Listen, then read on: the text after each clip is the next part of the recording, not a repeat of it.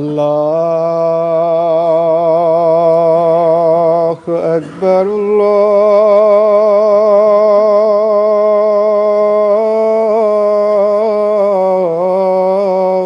الله أكبر الله أكبر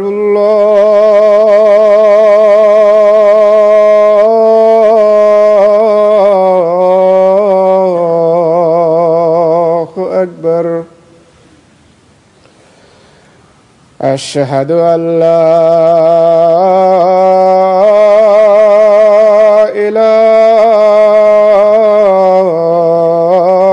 إله إلا الله. أشهد أن لا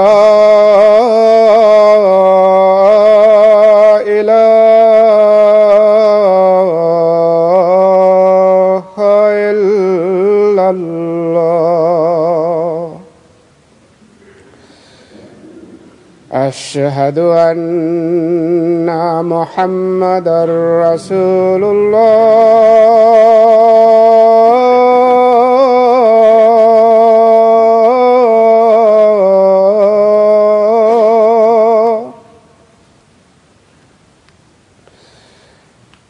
أشهد أن محمدًا رسول الله. حي على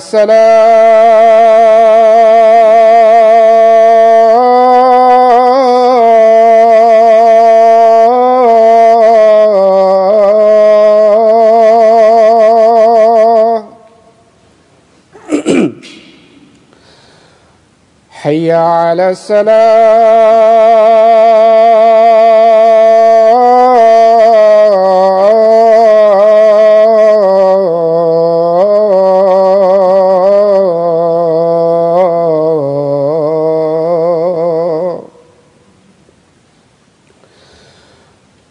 حي على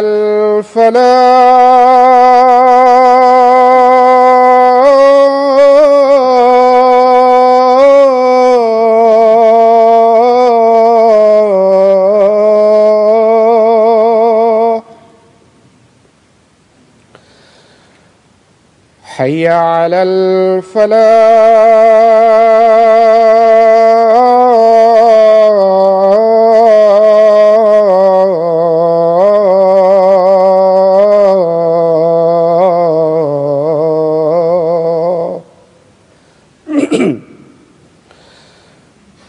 الله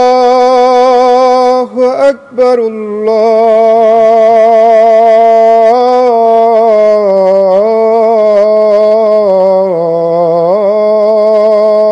الله أكبر. لا إله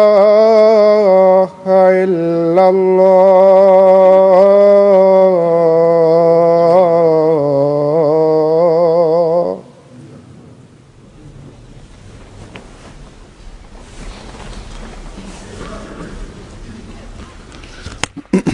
السلام عليكم ورحمة الله.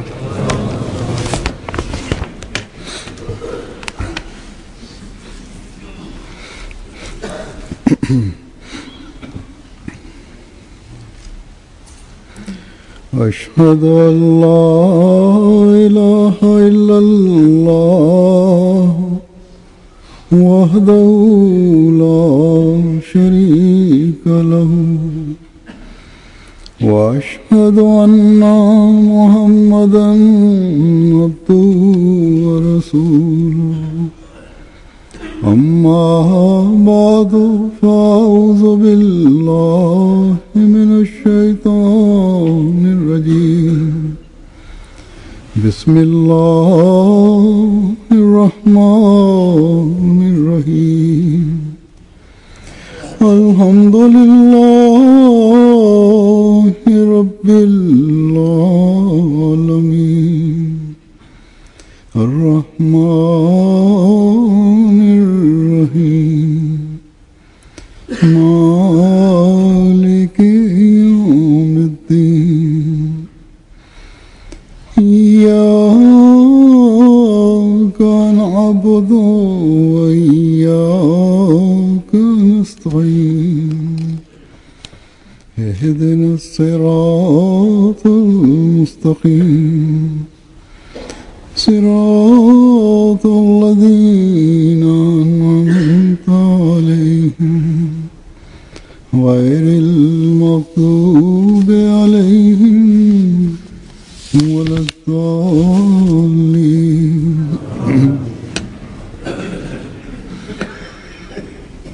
हज़रत मसीह मौऊद अलैहिस्सलाम अपने एक शेरी कलाम में फरमाते हैं कि वक्त था वक्त मसीहा Mesiu i premtuar alayhis salam në një vjersh të tij thot: Koha ishte e Mesihut e jo e tjetër kujt. Po të mos vija unë, do të vinte dikush tjetër. Në një broshurë Mesiu i premtuar alayhis salam thot: Disa të paditur mendojnë që deklaratën për të marrë shpallje e kam trilluar vetë. Kjo nuk është e vërtet. Në fakt, kjo është punë e atij të plotfuqishmi i Zot, që krijoi tokën dhe qiellin dhe që solli në jetë këtë botë. Në kohën kur zbehet besimi i njerëzve në Zot, atëherë lind një njeri si unë dhe Zoti komunikon me të dhe përmes tij tregon veprat e tij të çuditshme, derisa njerëzit e kuptojnë që Zoti është.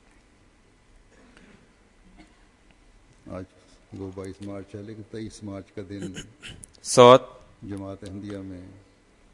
edhe pse është 22 mars, por dita e nesërme, pra 23 marsi, në xhamat kremtohet si dita e Mesiut të premtuar alayhis salam.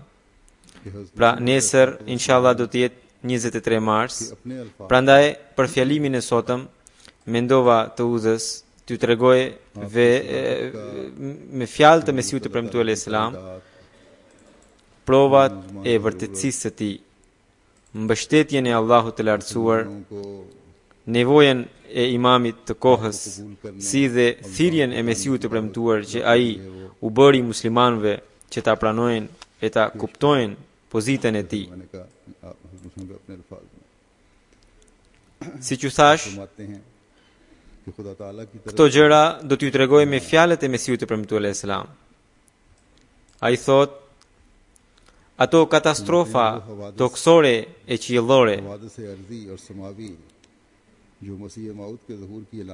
që janë shenja të ardhjes së Mesiut të premtuar, të gjitha janë shfaqur në kohën time. Prej kohësh u eklipsuan dielli dhe hëna gjatë muajit të Ramazanit dhe u shfaq edhe kometa, pra yll me bisht. Ran edhe tërmete, edhe murtaja, edhe feja e krishterë u përhap me përmasa të mëdha. Dhe ashtu siç ishte parashikuar në skripte, më kundërshtuan fuqishëm. Pra, edhe kjo ishte një profeci që kishin bërë njerëzit e mëparshëm, që kur të vinte Mesihu i premtuar, ai do të kundërshtohej ashpër. Njerëzit do ta quanin qafir, gënjeshtar e tjetëra. Mesihu i premtuar Islam vijon. Pra, të gjitha shenjat janë shfaqur dhe janë shfaqur gjithashtu edhe dijet dhe njohuritë të cilat udhëzojnë zemrat drejt së vërtetës.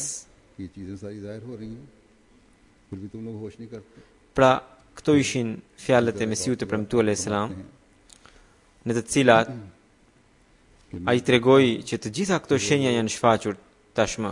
Prap nuk ja vini veshin. पैराव बनना चाहते Në një vend tjetër ai thot, हों उनके लिए खुदा mendoje që njerëzit që preferojnë ta ndjekin natyrën dhe praktikën e Zotit, वो लोग Zoti i lartësuar u ka dhënë një mundësi të volitshme që ata të pranojnë deklaratën time, sepse ata nuk kanë mbetur nën zgjedhjen e atyre problemeve që kanë kundërshtarët tanë të tjerë, sepse ata dinë shumë mirë që Hazrat Isai alayhis salam ka vdekur. उनको मसीह मौत के दावे पे गौर करना चाहिए Pra, ata që janë të bindur se Hazrat Isai alayhis salam ka vdekur, duhet të mendojnë seriozisht edhe për deklaratën e Mesiut të premtuar alayhis salam. अहादीस में मौजूद है Ai thot, sepse me gjithë këtë besim, atyre u duhet të pranojnë që profecia e ardhjes së Mesiut të premtuar që përmendet në hadithe जरूरी तौर është ndër ato profeci të përsëritura që nuk mund të mohojë asnjë njeri i mençur. होगा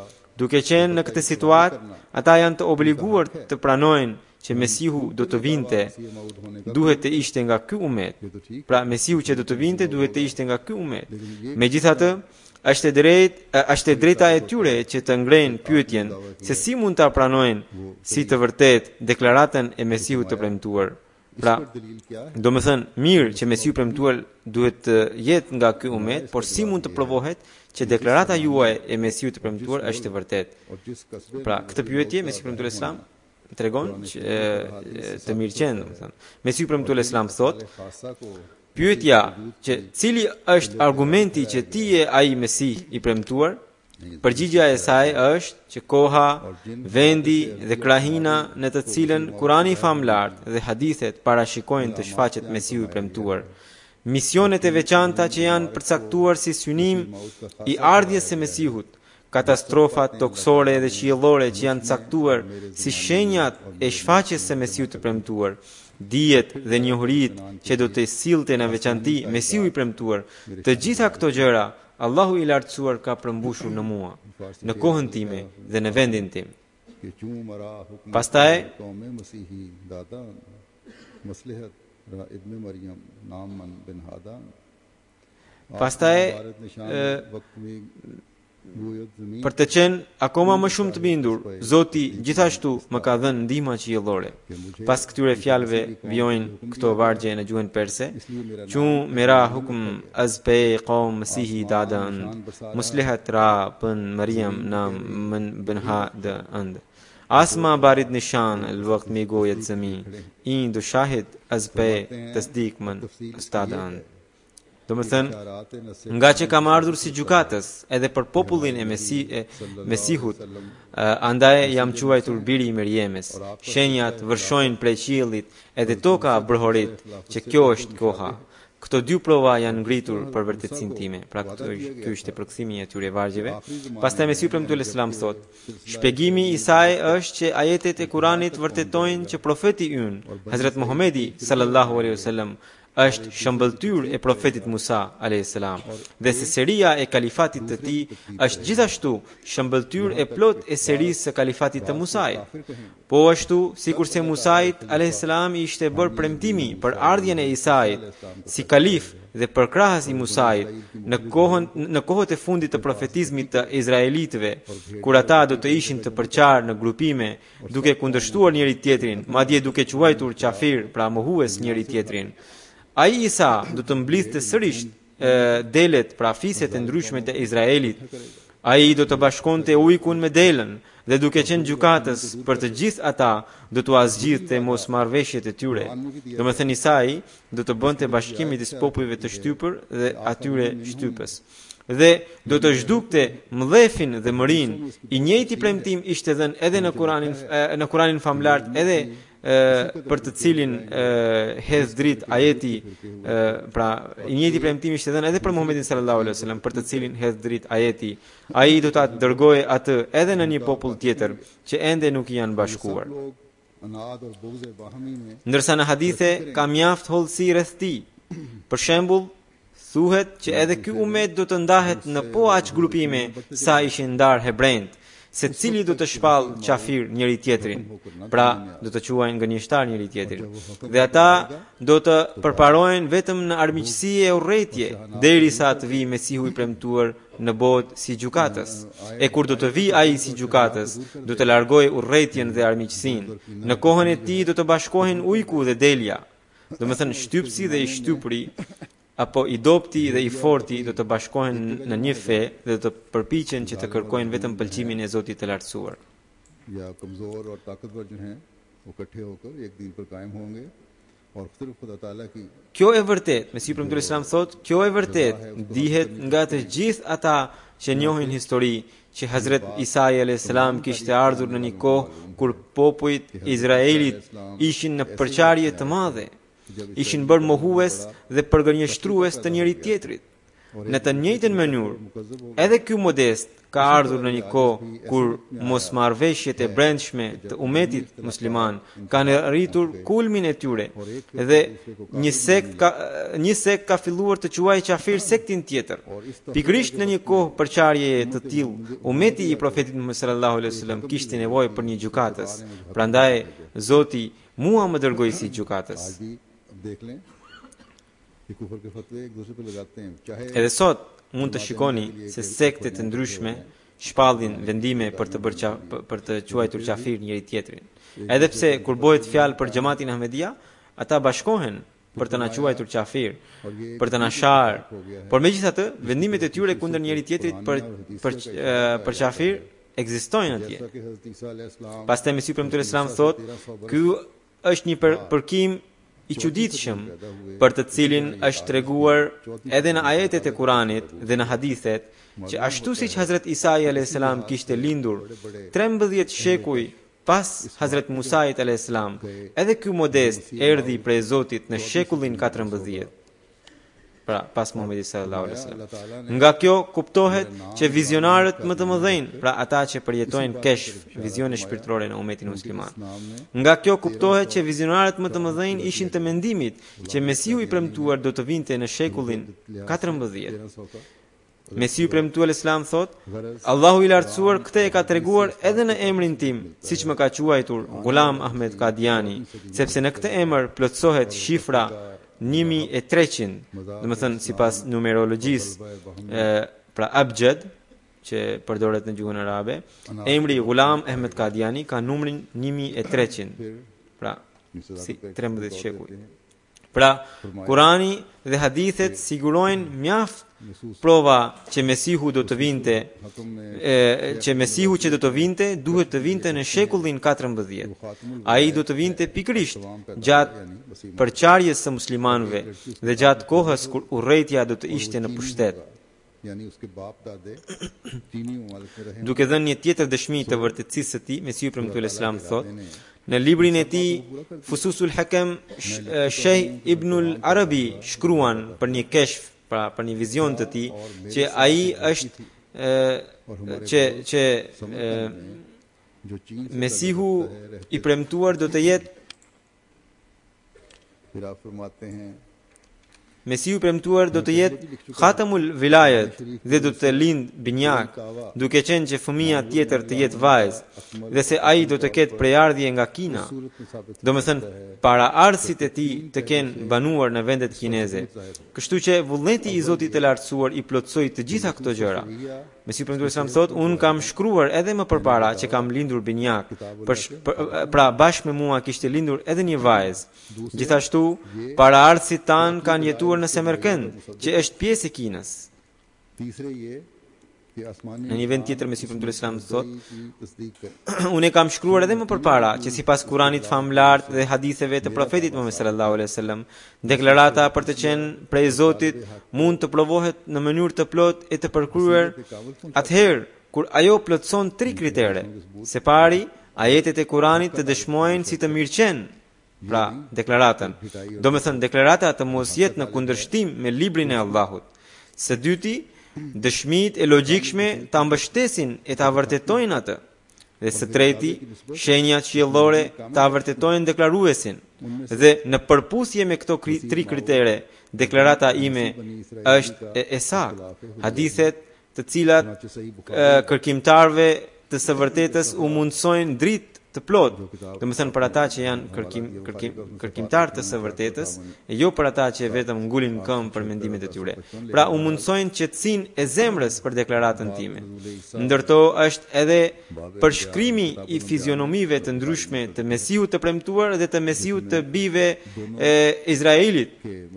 Kështu që në faqen 458 dhe 876 dhe 1055 të Buhariut, pra Mesihu premtuar Islam kishte dhënë numrat e faqeve të Buhariut që kishte ai. Gjithsesi, këto hadithe janë përmendur në Buhari në kapitullin Nuzulul Isa të kreut Kitabul Anbiya.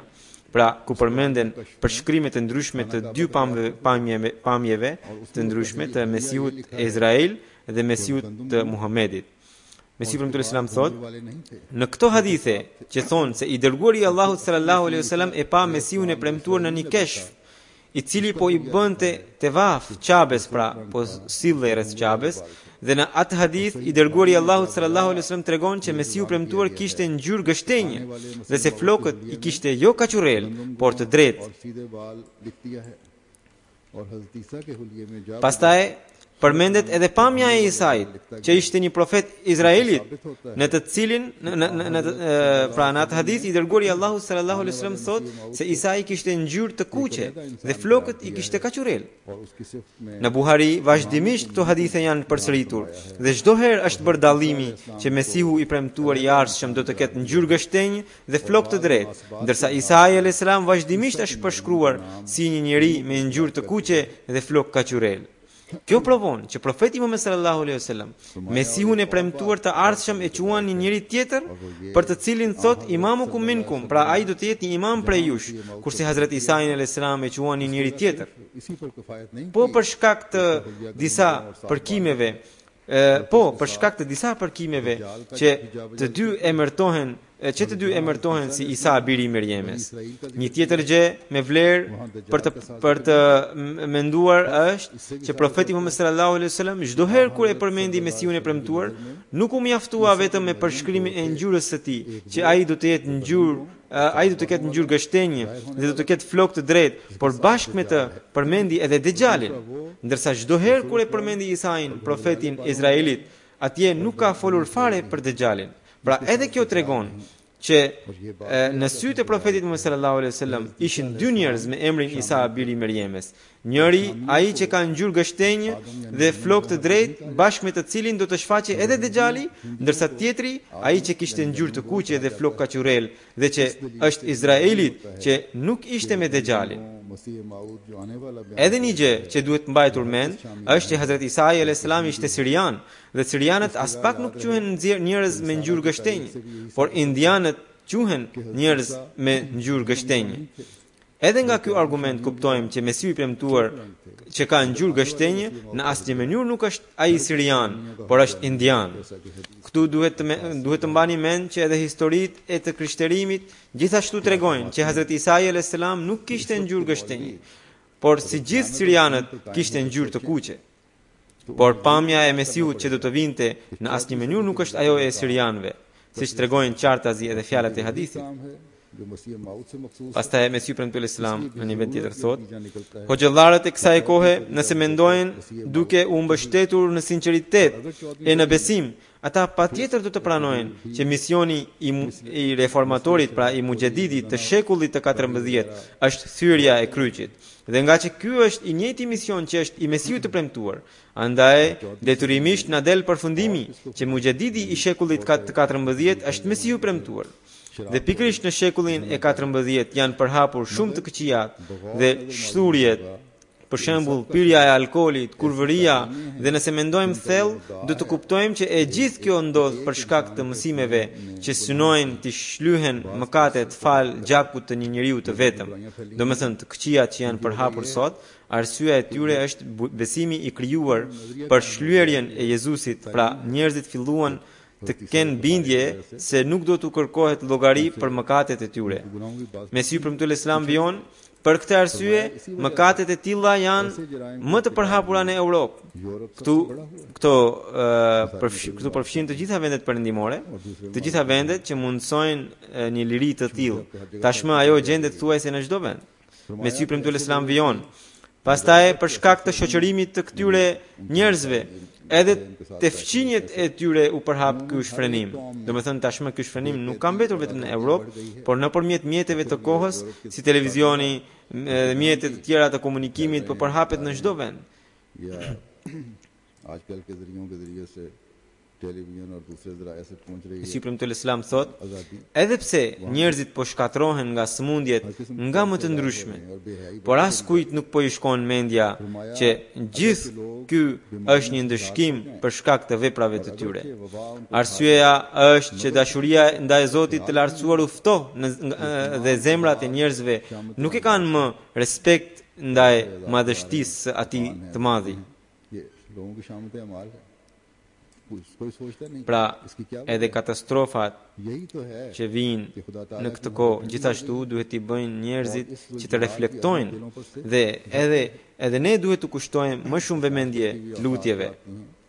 ये भी एक लम्हा फकरी है Ata që nuk e besojnë, हमें भी दुआओं की तरफ तवज्जो देनी edhe ata duhet të mendojnë më thellë. चाहिए सोचना चाहिए गरज फरमाया गरज जैसा कि कफारे की Mesiu premtuar Islam thot, pra çlirimi që vjen nga besimi i shlyerjes, दलेर किया है ऐसा ही pra उनका नजारा besimi i krishterimit që Isa alayhi salatu wasalam ka marrë të gjitha mëkatet duke u kryqëzuar, एक बीमारी të gjitha mëkatet e njerëzve. Pra, ky quhet besimi i shlyerjes.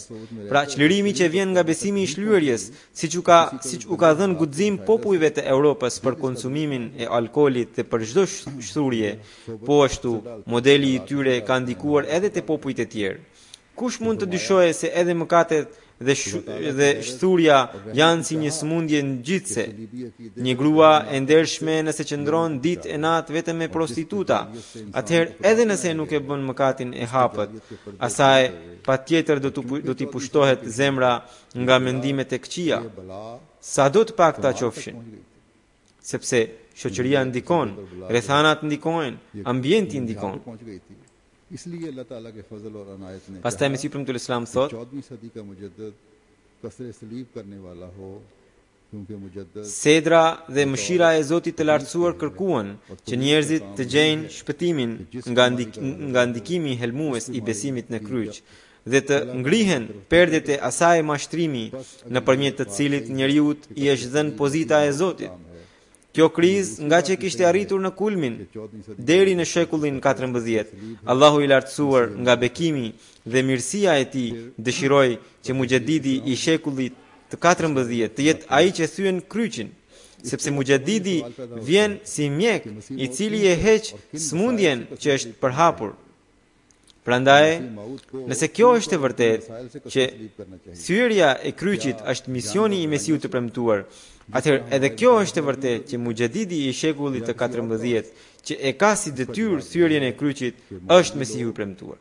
खुदा उनके हाल पर रहम करे इस अकीदे में सरासर गलती पर हैं मसीह मौत का मनसब Duke treguar se si do të thyhet kryqi, Mesiu i premtuar Islam thot, këtu natyrisht lind pyetja që Mesiu i premtuar si dhe me çfarë mjetësh do ta thyej kryqin, duke bërë luftra dhe beteja siç e besojnë kundërshtarët tan hoxhallar apo në ndonjë mënyrë tjetër. Përgjigjja e kësaj është që hoxhallarët, Zoti tregoft mëshirë për gjendjen e tyre, kanë gabuar krejtësisht në këtë besim. Mesiu i premtuar nuk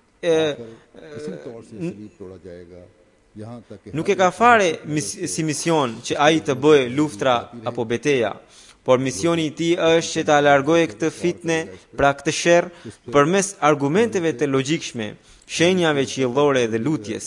Këto janë 3 armë që ja ka dhënë Zoti i lartësuar dhe në të trija ai ka lënë një fuqi aq të jashtëzakonshme që asnjëri nuk mund të ballafaqohet me të. Përfundimisht, në këtë mënyrë do të thyhet kryqi, derisa madhështia dhe respekti i tij do të zbehen, pra respekti i kryqit do të zbehen në sytë e çdo studiuesi, Domethënë çdo kush që do ta hulumtojë këtë çështje e ta mendojë, tek ai do të bjerë madhështia e kryqit, ndikimi i tij. Dhe ngadal do të hapen dyert e gjera të pranimit të njëshmërisë së Zotit. Të gjitha këto do të ndodhin gradualisht, sepse të gjitha punët e Zotit të lartësuar bëhen gradualisht. Disa do të bëhen gjatë jetës sonë e disa më vonë. Islami edhe në fillim u zhvillua gradualisht dhe edhe në fund gradualisht do të kthehet në gjendjen e tij fillestare. Tani kjo është edhe detyra e atyre që besojnë në Mesiun e premtuar, pra detyra jonë që të angazhohemi në përmbushjen e kësaj pune e të përpiqemi të vendosim njëshmërinë e Zotit. Duke treguar që ai është imam dhe gjykatës, Mesiu premtuar selam thot: mbani mend, në titullin imami i kohës përfshihet edhe profet, edhe muhaddith, pra me të cilin komunikon Zoti, dhe edhe mujedid. Por ata që nuk janë përcaktuar si përcjellës dhe udhëzues për njerëzit dhe nuk u janë dhënë për sosmëritë e duhura, ata edhe pse mund të quhen veli apo ebdal, por nuk mund të quhen imami i kohës. Mbetet pyetja që kush është imami i kohës në këtë kohë, ndjekja e të cilit është e detyruar për gjithë ata që qofshin musliman të thjesht, qofshin besimtar, qofshin ëndërshikues, qofshin ata që marrin shpallje. Do me thënë, çdo musliman, çdo njeri i lirë që sheh ëndra të vërteta ose ai që merr shpallje prej Zotit, detyrohet të pranojë imamin e kohës, pra Mesihun. Thot, unë ju them me përgjegjësi të plotë që me bekimin dhe mirësinë e Zotit të lartësuar, ai imami i kohës jam unë. Dhe në mua Zoti i lartësuar ka përmbushur të gjitha ato shenja dhe kushte që duheshin dhe më ka dërguar në krye të këtij shekulli, të cilit tashmë i kanë kaluar edhe 15 vite. Do me thënë, atëherë kur Mesiu premtuar Islami kishte shkruar këto fjalë. Pastaj ai vjon dhe unë jam shfaqur në një kohë kur Islami ishte mbushur me besime kontradiktore. Madje asnjë besim nuk ishte i pastër nga kontradikta. Po ashtu, edhe rreth zbritjes së Mesihut ishin përhapur mendime krejtësisht të gabuara. Madje kishte kontradikta edhe në këtë besim, sepse dikush besonte se Hazreti Isa ishte i gjallë, dikush e quante të vdekur, dikush besonte në zbritjen e tij fizike, e dikush kishte besimin e zbritjes shpirtërore të tij, dikush përpiqej ta sillte atë në Damask, dikush në Mekë, e dikush në Beitul Mekdes, e dikush në mes të një ushtrie muslimane. Pastaj dikush mendonte që ai do të zbriste në Indi. Pra, këto mendime kontradiktore dhe thënie kundërthënëse vetë kërkonin një gjykatës që do të vendoste një herë mirë, dhe ai gjykatës jam unë. Unë jam dërguar ta thyej kryqin simbolikisht, pra shpirtërisht, dhe t'i largoj të gjitha kontradiktat. Pikërisht këto dy punë kërkuan që të dërgohesha unë. Për mua nuk kishte nevojë t'ju jepja ndonjë provë të vërtetësisë, sepse nevoja vetë është një provë. Do me thënë, gjendja dhe rrethanat vetë kërkonin të vinte Mesiu premtuar. Pra ekzistonte nevoja dhe kjo ishte mjaftueshme si argument. Mesiu premtuar selam vion. Megjithatë, Zoti i Madhërisëm tregoi shumë shenja në mbështetjen time, dhe ashtu siç jam gjykatës në mosmarrveshje të tjera, jam gjykatës edhe në çështjen e jetës dhe vdekjes së Isait. Unë e quaj të drejt pohimin e Imam Malikut, Imam Hazemit dhe Mu'tazilas, ndërsa ahle sunet të tjerë i konsiderojnë të gabuar pra në këtë çështje. Pra unë duke qenë gjykatës, shpall vendimin tim midis atyre që kanë mosmarrveshje, që për kuptimin e përgjithshëm të zbritjes së Isait, ky grup ahle sunet ka të drejtë, por mënyrën siç e shpjegon zbritjen e ka gabim. Do me thënë, ky grup e ka të drejtë deri në një cak që zbritja duhet të ishte simbolike. Megjithatë, ka gabuar në hollësi të tjera. Thot, zbritja ishte simbolike e jo fizike, ndërsa për çështjen e vdekjes së Isait, Mu'tazila, Imam Maliku, Imam Hazemi e tjera kanë të drejtë, sepse sipas ajetit të Kuranit, "Falamma tawaffaytani", pra pasi që ma morë shpirtin, Isai patjetër duhet të vdiste para se të krishterët të devijoheshin. Ky vendim është nga unë si gjykatës, Tani nëse ndonjëri nuk e pranon vendimin tim, ai nuk e pranon atë që më dërgoi si gjykatës. Nëse shtrohet pyetja, çfarë prove ke për të qenë gjykatës? Përgjigjja e saj është që koha në të cilën duhet të vinte gjykatësi ekziston. Populli të cilit gjykatësi t'ia rregullonte gabimet e kryqit ekziston. Edhe shenjat që duhet të ishin si prova të gjykatësit janë shfaqur tashmë, edhe qiellore, edhe toksore, dhe vazhdojnë të shfaqen edhe tani. Edhe qielli tregon shenja, po ashtu edhe toka. I bekuar është ai që tani nuk i ka të mbyllur syt. Allahu i lartësuar u hap syt muslimanëve dhe i bëft të pranojnë gjykatësin. Mesihu premtuar selam thot në një vend tjetër, kundërshtarët e mi le të kërkojnë vetë në zemrat e tyre. Nëse jam i njëjti Mesi i premtuar, të cilin profeti Muhammed sallallahu alaihi wasallam e ka konsideruar si një krah të tij, të cilit ai i ka dërguar selam dhe të cilin e ka quajtur gjykatës, i drejtë, imam dhe kalif të Allahut, atëherë a lejohet vallë të ma mallkoni e të ma shani në këtë mënyrë? Mesiu i premtuar pra referohet një mbreti turk që ju drejtua në këtë mënyrë. Gjithsesi, unë nuk po e lexoj atë pjesë. Pra ai thot, a lejohet vallë të ma mallkoni e të ma shani? Përmbani pakës vrullin tuaj e të mendoni, jo për mua, për Allahun dhe për të dërguarin e tij, që a duhet të trajtonit në këtë mënyrë një deklarues të tillë? Nuk dua të flas shumë, sepse padia ime kundër të gjithë jush është në qiell. Nëse unë jam i njëjti për të cilin kanë premtuar buzët e bekuara të profetit Muhammed sallallahu alaihi wasallam, atëherë ju, jo mua, Zotit i keni hyrë në gjuna. Po të mos ishte përmendur në skriptet që Mesiut të premtuar do t'i sjellin shqetësime dhe do ta shajnë atë, atëherë kurrësi nuk do të kishit leje të guxonit për të më lënduar, ashtu siç më keni lënduar.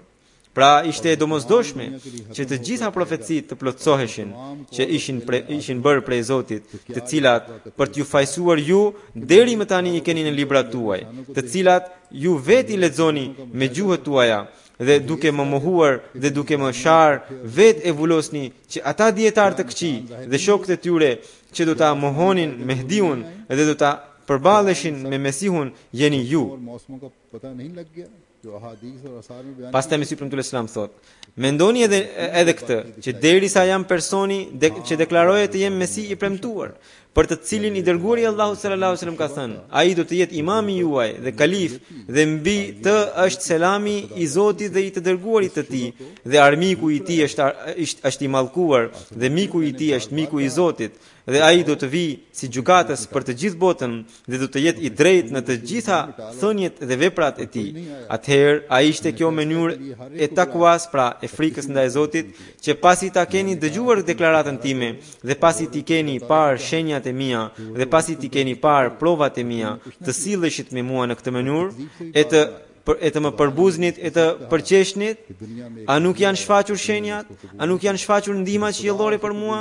A nuk janë njohur të gjitha ato kohra dhe stine që ishin përmendur në hadithe e në skripte? Atëherë pse keni guxuar kaq shumë? Po, nëse prap kishit dyshime rreth deklaratës sime apo rreth argumenteve dhe shenjave të mia, atëherë duhet të sqaroheshit me përullësi, me mirësi dhe për hir të Zotit. Mesihu premtuar selam thot, unë në mënyrë të përsëritur ju kam thënë, ejani dhe largojeni dyshimet tuaj. Por askush se erdhi. Unë kam ftuar çdo kënd për të vendosur, por askush nuk ja vuri veshin. Unë ju thash, bëni istihara dhe kërkojeni Zotit të Madhërisëm me të qarat, që ai t'ju tregojë të vërtetën, por ju nuk vepruat ashtu. Por nuk hoqët dorë as nga kundërshtimi. Të vërtet e kishte thënë Zoti rreth meje. Në botë erdhi një alarmues, por bota nuk e pranoi atë. Por Zoti do ta pranojë dhe do ta shfaqë vërtetësinë e tij me sulme shumë të ashpra. A është e mundur që një njeri të jetë i vërtetë dhe të prishet? A është e mundur që një njeri të jetë prej Zotit e të shkatërrohet? O njerëz, mos luftoni me Zotin. Kjo është ajo punë që Zoti dëshiron të bëjë për ju dhe për besimin tuaj. Mos e kundërshtoni. Mbase ju mund të qëndroni përballë vetëtimes, por kurse si nuk keni fuqi të qëndroni përballë Zotit. Po të ishte kjo punë prej batakqiu, nuk do të kishte fare nevojë për sulmet tuaja, sepse vetë Zoti ishte i mjaftueshëm për ta zhdukur e asgjësuar këtë. Mirë ju, që edhe qielli po dëshmon, por ju nuk e dëgjoni, dhe toka është në nevojë, por ju nuk e shihni. O popull fatkeq, ngrihu dhe shiko, në këtë kohë të vështirë kur Islami u shkel në këmbë, u turpërua si fajtor, u numërua në gënjeshtarët, u shkrua në të papastrit, atëherë sedra e Zotit a nuk duhet të preke e të shtyhe? Dije tani që qielli ka filluar të përkulet. Afër janë ato ditë kur çdo vesh do të dëgjojë thirrjen enel mawjud, domethënë thirrjen e Zotit që pohon un jam. Zoti u hap veshët muslimanëve dhe i bëf të dëgjojnë këtë thirrje. Pas kësaj dua t'ju jap edhe një lajm të trishtueshëm, atë të vdekjes së Çodri Muslihuddin Sahibit, i cili ishte sekretari i edukimit pra Wakilu Talim në Tehrik e Jadid dhe ishte një shërbyes i vjetër i xhamatit. Ai ka ndruar jetë më 16 mars në moshën 79 vjeçare, inna lillahi wa inna ilaihi rajiun.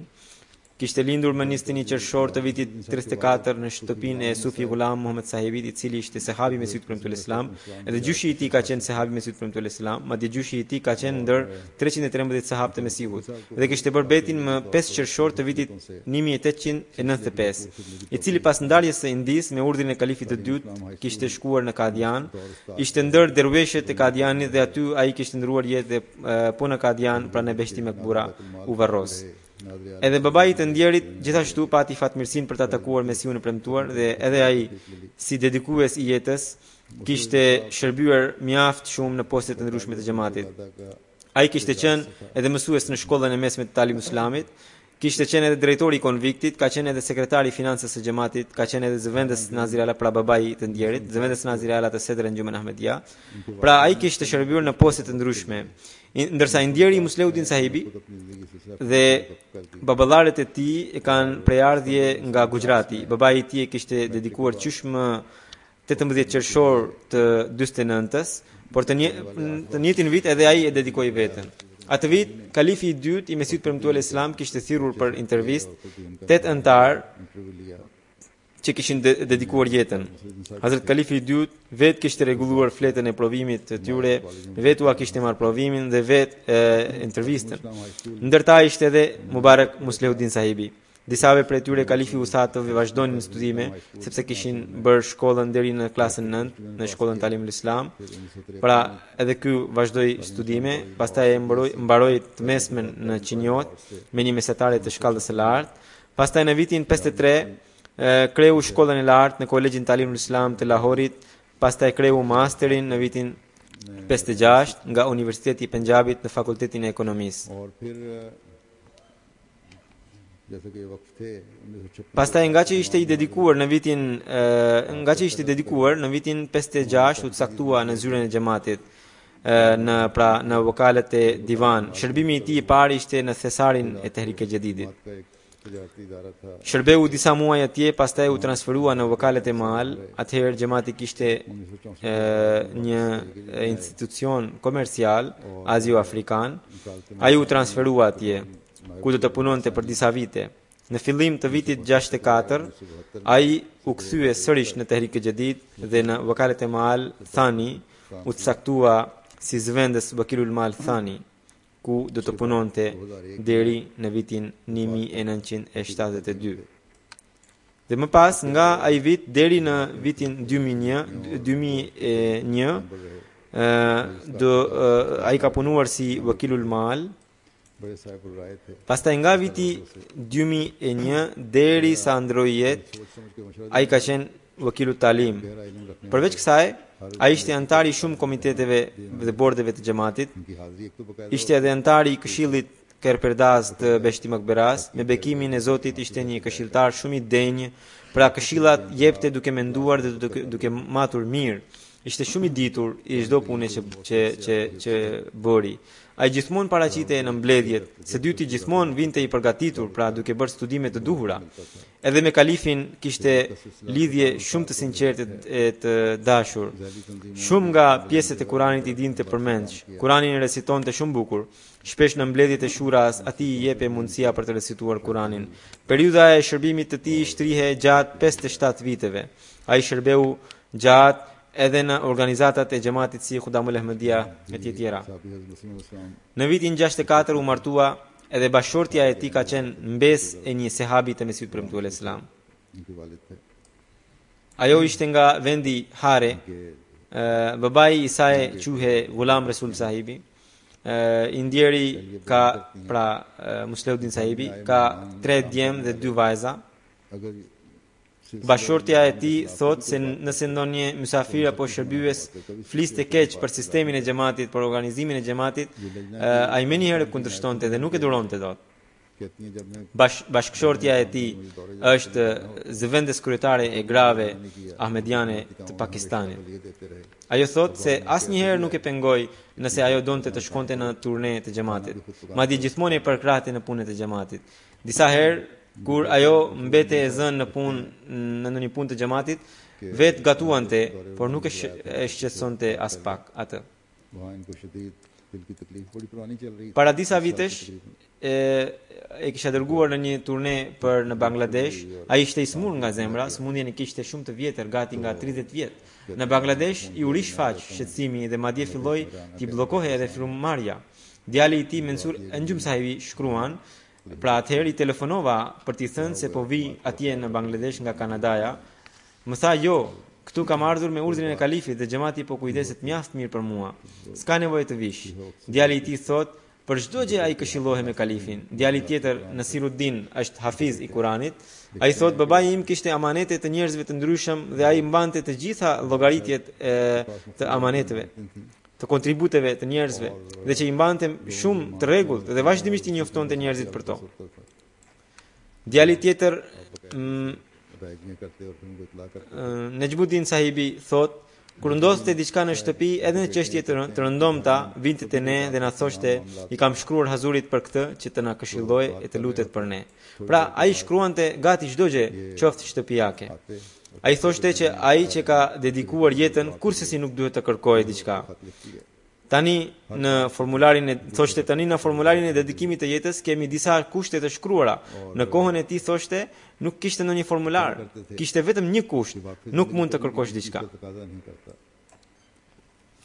Fëmijët e tij thonë se asnjëherë nuk na la të ndjenim se kemi pak për shkak se e kishte dedikuar jetën.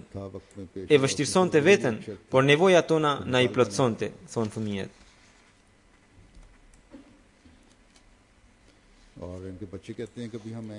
Edhe babai i Muslehuddin sahibit e kishte dedikuar jetën e tij dhe Muslehuddin sahibi ishte djali i tij i vetëm dhe vëllai i vetëm i 7 motrave.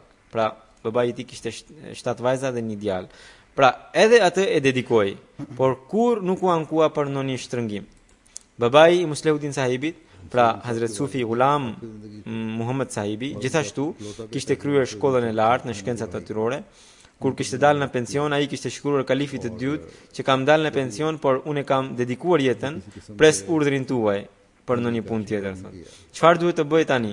Nuk mori ndonjë përgjigje për një kohë të gjatë. Atëherë Muslehuddin sahibi ishte në konvikt.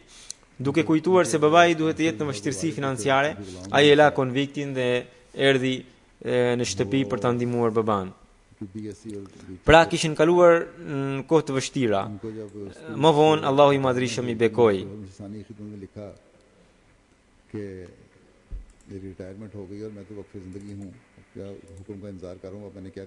Një ngjarje që ai tregon, pra Muslehuddin sahibi, një herë kur ishte në Islamabad, ai ishte me një antar të xhamatit, i cili ishte punonte kishte punë shtetërore. Natën gjatë bisedës, pra ai Ahmedian, duke pyetur për pagën e atyre, pra pagën e dedikuesve në xhamat, duke folur që shumë pak ata marrin, ai kishte thënë që ju jetoni në shumë vështirësi. Atëherë thot Musliuddin Sahibi ju përgjigja që paga jon edhe pse është e vogël, por ne kemi shumë më shumë bereqet në këtë pagë, në këtë ndihmë që marrim prej xhamatit se sa ju që mund të keni në rrogat tuaja të larta. Thot të nesërmën ne të dy do të shkonim në kuvendin e shtetit për një punë të xhamatit dhe kur dolëm nga shtëpia ai pra mysafiri më tha që të merrnim taksi. Unë i thash, pse të marrim taksi, më mirë të ecim me këmbë edhe do shohim rrugës. Edhe duke ecur rrugës, u ndal një makinë e zezë, e cila kishte edhe një flamur përpara. Edhe pyeti për mua, a ju jeni Musliuddin Sahibi? Unë thash po. Edhe më tha që kjo është makinë e një generali, edhe me që nuk është këtu, ai i pranishëm, edhe mendova që ju do të shkoni në kuvend, hajdini me mua.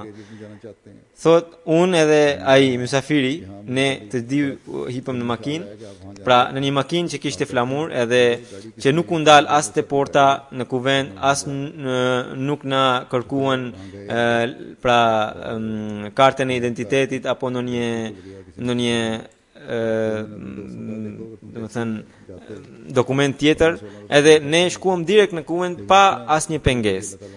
Edhe gjatë rrugës i thash atij mikut tim që shiko, ky është bekimi i dedikimit.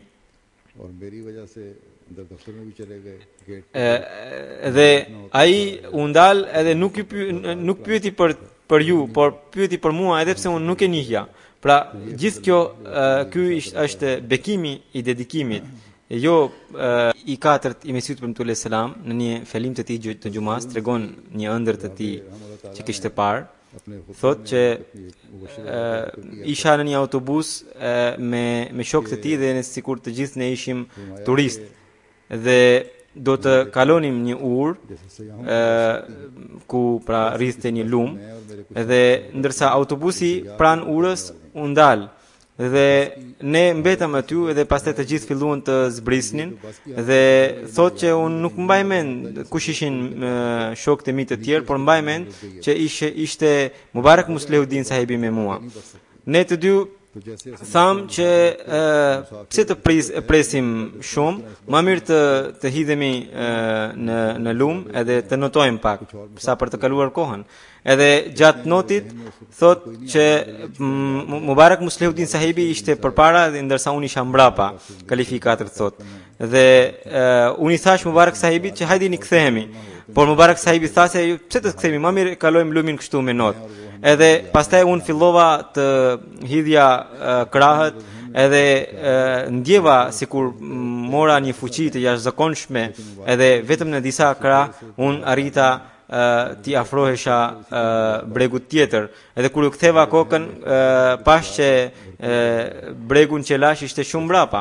Dhe kur mbrita atje pra në anën tjetër, ishte çuditshme që Mubarak Musliuddin Sahibi, i cili edhe pse ishte përpara meje, por ai kur kemi mbërritur në breg, ai ishte mbrapa dhe unë isha përpara. Pra kjo ishte një ëndër kur u zgjova nga gjumi, më mbeti një mesazh i fortë në zemër që ky ëndër tregon që ne do të kalojmë në një epokë tjetër, do të kemi një si thuash gur kilometër të veçantë në përparimin e xhamatit. Edhe pse atë pjesën e qëndrimit të atyre mysafirëve që ishin në autobus, që pra nuk e kaluan urën, nuk e kam të qartë ende, por emri Mubarak Musliuddin vet gjithashtu ka një kuptim, pra Mubarak do thot i bekuar, Musliuddin do thot udhëzues apo shpëtimtar i fesë. Dhe kjo tregon që edhe pse ishte një urë ku nuk mund të kalonte autobusi, por ne edhe pse lumi ishte i furishëm, ne i adolëm ndallgeve të tyre edhe kaluam këtë vështirësi. Pra ishte një ëndër e bekuar për xhamatin. Pra në këtë ëndër kalifi 4 kishte parë Mubarak Muslihuddin sahibin edhe kishte nxjerr kuptimin që ëndra ishte bekuar edhe për shkak të emrit të tij. Mubarak Muslihuddin sahibi gjithashtu lutej shumë, gjithmonë falte tahajjudin, ishte shumë njëri i dëlir, kujdese për të varfrit, kujdese shumë për të varfrit, madje njerëzit e zyrës së tij shkruajnë që gjatë çdo Ramazani ai dërgonte, pra shpërndante ndihma të varfërve dhe askush nuk dinte se kujt i jepte. Më vonë, domethënë, kuptuam. Pra, thot edhe pse ishte një njeri parimor, por gjithashtu ishte shumë i thjesht, i përulur, edhe kujdes, domethënë, njëri dashës. Fëmijët e tij, mashallah, tashmë janë mjaft mirë në gjendje, pra nga gjendja ekonomike. Dëshira e tij ishte një vajzë të bëhe mjeke, por gjatë takimit me kalifin e 4, kalifi i 4 tha që vajzat më mirë të mos bëhen mjek, sepse kështu ato do të jenë shumë të angazhuar, ato nuk do të kenë kohë për të bërë punë të shtëpisë dhe për të bërë detyra të tjera. Edhe vetëm kjo dëshirë e kalifit, edhe pse ishte një thjesht një këshill, një dëshirë ishte mjaftueshme për Mubarak sahibin që ta ndërpriste, domethënë, atë dëshirën e tij që kishte për vajzën për të bërë mjek. Megjithatë, vajza e saj kur mërgoi në Kanada, atje mbaroi doktoratën e saj, edhe në këtë mënyrë. Djali i tij thotë që kisha marr bursë në shkollë, edhe kur erdhën paratë e mia, më tha që këto janë paratë e tua që ti ke fituar me djersën tënde. Dhe prandaj unë si baba unë do të paguaj atë pra pagesën e shkollës që më takon mua që të paguaj. Këto para ti nuk do t'i përdoresh për shkollë, por ti do përdoresh për veten, sepse këto të takojnë ty e nuk më takojnë mua. Pra kaq parimori ishte. Nuri Sahib, pra doktori, e thotë që ai kishte kaluar nga ana shëndetësore, kishte kaluar në shumë vështirësi, nganjëherë ne kishim menduar që do të ishte koha e tij e fundit, por alhamdulillah në gjitha rastet ai mbijetoi. Madje thot Nuri Sahib, unë gjatë seminareve të mia atë jepja si shembull, atë tregoja si shembull që shikoni me bekimin e Allahut, me lutjet, si një sëmur kaq i rënd te ne përmirësohet.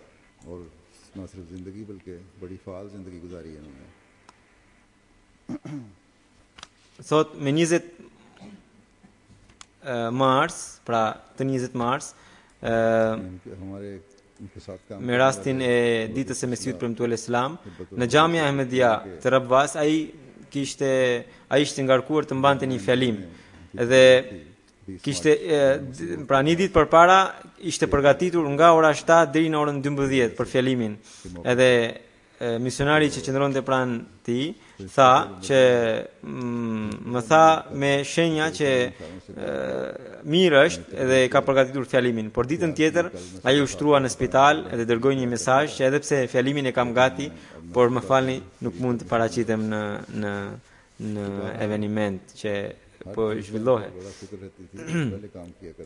Ai pra kalifi Azuri thot edhe un kam punuar nëntë, pra si në punës i tij, por pasi jam caktuar Nazir e Ala, ai më binde shumë i përulur. Pastaj kur jam bërë kalif, atëherë sinqeriteti i tij, dashuria e tij u shtua akoma më shumë. Allahu ja ngrit nivelet në xhenet dhe edhe fëmijët e tij, dhe gjithë pasardhësit e tij i bëft të jenë të lidhur me kalifatin dhe me xhamatin. Pas namazit inshallah do ta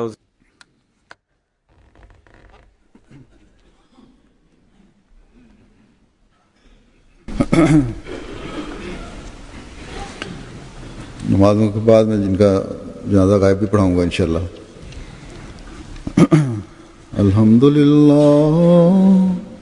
अल्हम्दुलिल्लाह नहमदुहु व नस्तईनुहु व नस्तगफिरुहु व नुमिनु बिही व नतवक्कलु अलैहि व नऊज़ु बिल्लाहि मिन शुरूरि अनफुसिना ومن سيئات أعمالنا من يهده الله فلا مضل له ومن يضلل فلا هادي له ونشهد أن لا إله إلا الله ونشهد أن محمدا عبده ورسوله عباد الله رحمكم الله إن الله يأمر بالعدل والإحسان